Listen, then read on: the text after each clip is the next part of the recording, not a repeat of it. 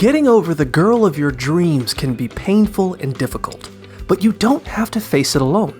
To start, it's important to create distance by avoiding contact and removing her from your phone and social media. Additionally, try to avoid being in the same places as her and ask your mutual friends to spend time with you separately. It's also helpful to get rid of or put away mementos that remind you of her and to limit your exposure to digital reminders.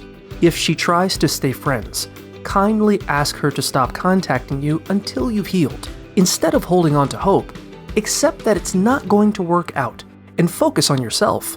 Write down the reasons why the relationship didn't work out to gain perspective and let go of unrealistic fantasies. Avoid second-guessing yourself and accept her explanation for the breakup. Seek support from friends who can provide emotional support and help you enjoy life without her. Lastly, avoid comparing yourself to her future dates, as it will only prolong your healing process.